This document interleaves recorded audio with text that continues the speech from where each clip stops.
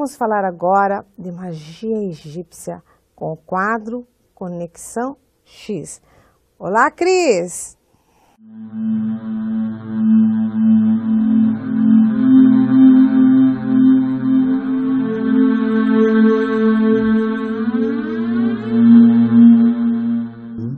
Olá, Berenice! Estamos aqui no Conexão X.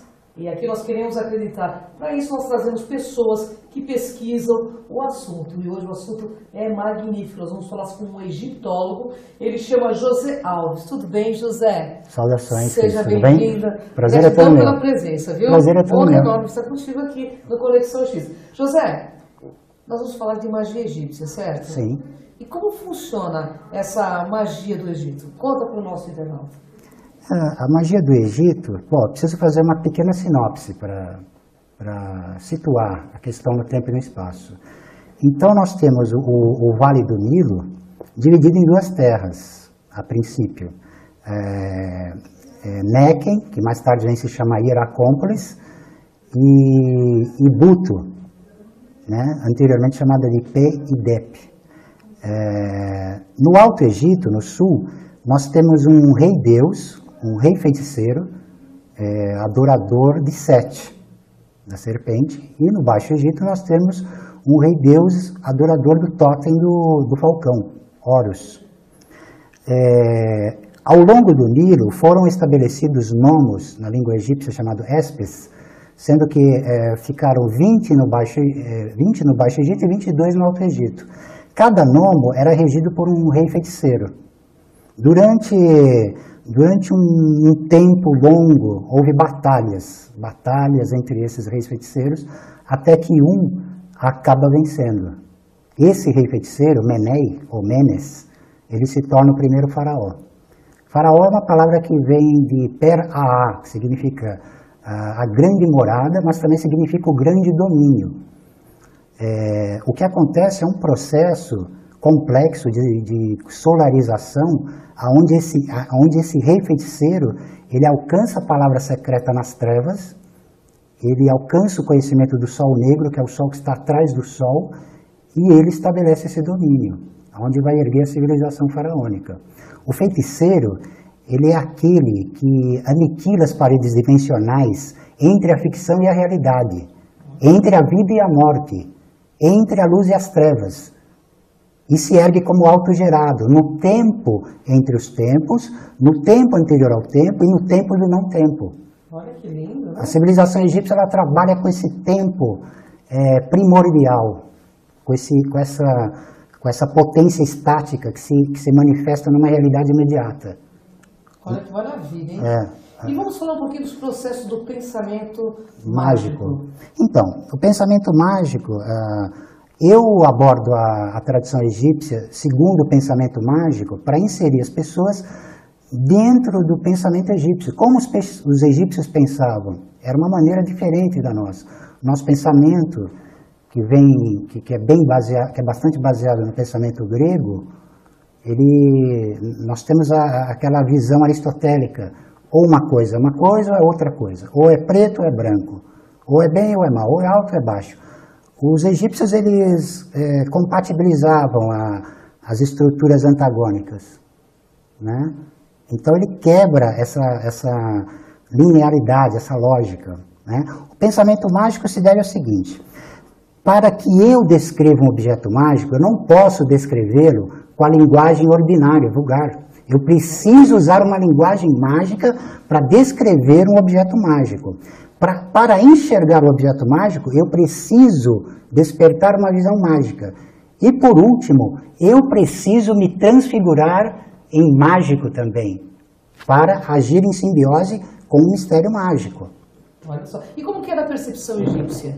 A percepção egípcia, pode-se dizer que ela era hiperdimensional, supra-humana e extraespacial. Quando o egípcio ele observava um hieróglifo determinado, por exemplo, o olho de Horus, ele não via o desenho simplesmente numa superfície plana. Ele via ele como uma espécie de imagem holográfica abrangendo toda a realidade. Os egípcios eles tinham uma concepção de manifestação dupla. Tudo possuía uma contraparte, um duplo. Fossem objetos inanimados e os animais. E o homem possuía o chamado K, o duplo. Né? Interessante, né? Você está aí, né? Você está gostando, né? Imagina, conversar com uma pessoa tão culta, trazendo esse conhecimento para nós aqui no Conexão X. Você está gostando, né? Eu também estou curtindo muito aqui. E quais as influências dos dias de hoje sobre esse pensamento mágico? Pois bem, o grande historiador Oswald Spengler, que escreveu A Decadência do Ocidente, ele desenvolveu um conceito chamado de pseudomorfose.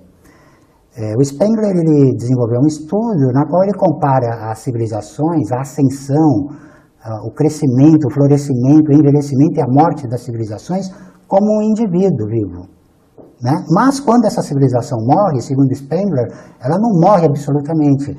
Ela deixa os germes da civilização sucessora que vai lhe seguir.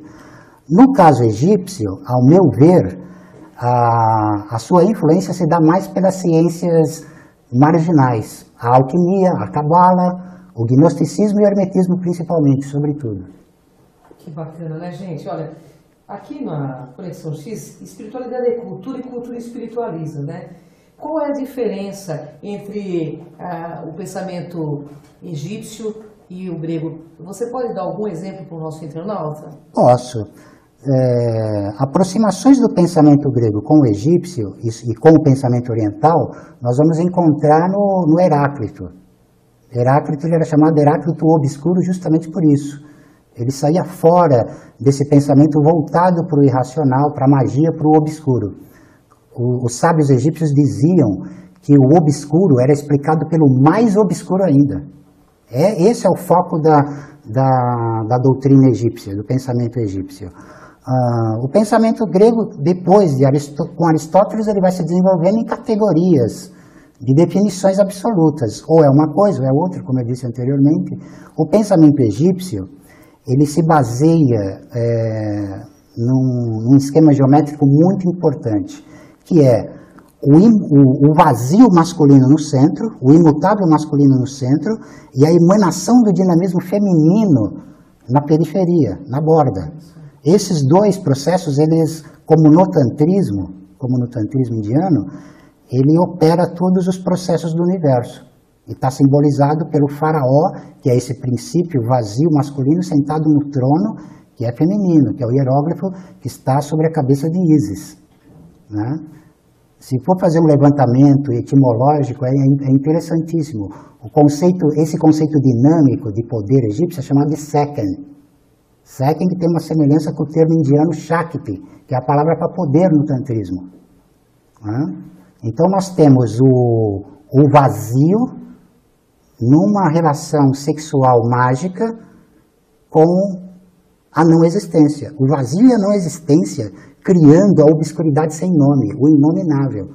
Sempre na tradição egípcia nós vamos chegar a esse denominador básico, que é sempre obscuro e que está além de qualquer nome e qualquer explicação. Eu vou te fazer uma pergunta que é do interesse nosso internauta. Dizem que os egípcios deixaram já muitas profecias para esse momento presente. Uhum. O que você acha mais importante relatar nessa tua entrevista sobre essa questão? Boa pergunta. Existe o apocalipse egípcio. No sistema egípcio, o universo ele é arrancado do nada, por Atum ou por Amon, dependendo da cosmogonia que eu me refira, e manifestado. Então, a manifestação ela é arrancada do caos, do vazio, do incriado. Tanto que na cosmogonia de Heliópolis, Atum, ele significa, traduzindo para a nossa língua, o não ser. O ser e o não ser. Como ser, ele é representado como leão. Como não ser, como serpente. Então, a serpente ela é a representação da escuridão, do vazio e do caos. Ela arranca a criação inteira e a manifesta. No processo final, as divindades egípcias voltam a ser serpentes. Começa com as deusas, elas se tornam najas e vão devorando a criação. E no final, só sobra Atum e Osíris na forma de serpente. Tem várias passagens do Livro dos Mortos. Tem uma profecia também relacionada ao disco luminoso, o disco de Atum, que diz o seguinte: essa terra se erguerá novamente ao céu e tudo voltará a ser como o oceano. Tem uma passagem do Livro dos Mortos também, onde a velha serpente se manifesta e diz: eu sou aquele que não passa, quando tudo retornar ao indiferenciado. Então me transfigurarei de novo na antiga serpente, que os homens e os deuses não conhecem e não podem ver.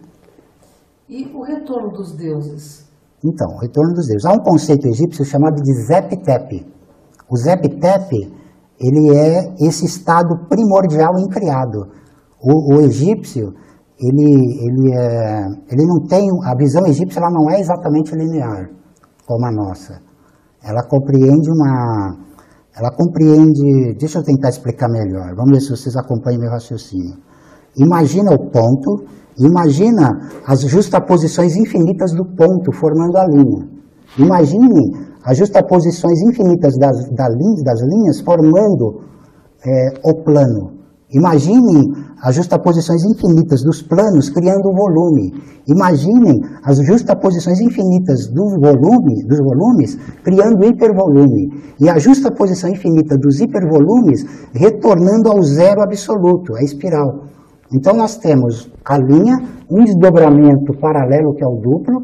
Esse duplo paralelo ele se desdobra em níveis angulares. E esses níveis angulares retornam à espiral, que é o hieróglifo de Num. O hieróglifo de Num é uma espiral com 6 ondas. Vocês imaginam 6 pirâmides sem a base de baixo. Esse é o hieróglifo. Quando essa espiral ela se levanta para cima das águas incriadas, ela se torna o hieróglifo de Ra, que é o círculo com o ponto no meio, que é o imutável masculino com o eterno feminino. Ra é a palavra que cria as formas. Ele arranca do vazio a criação e a manifesta no plano dos objetos sensíveis. Bem, eu gostaria que você desse uma mensagem final. Você está gostando aí, né? Uhum. Eu gosto também, estamos adorando aqui. Uma mensagem final para os nossos internautas, porque o assunto é maravilhoso, né, pessoal? Puxa, são tantas. Ficaria aqui a tarde inteira. Deixa eu vasculhar alguma coisa na mente. Bom, vou citar um trecho do Livro dos Mortos, então, encerrando. Sou a serpente Sata, cujos anos são inumeráveis. Morro, deito-me na morte. Sou a serpente Saintá, habitante das partes mais profundas da terra. Morro, renasço, renovo minha juventude todos os dias. Nossa, que lindo, né? Bom, falar do povo egípcio é maravilhoso, porque é um povo maravilhoso, é o berço da civilização humana. Gratidão. Obrigado. Honra o prazer é meu. Honra enorme estar contigo. Eu tenho enorme prazer em falar do Antigo Quênia, de falar do Antigo Egito. Gratidão. Honra enorme encontrá-lo. Obrigado. Reencontrá-lo, porque aqui tudo é um reencontro. Obrigado. Com você aí, Berenice. Um grande beijo. Beijo, Cris. Pois é, gente, o programa vai ficando por aqui. Beijos e até o próximo programa.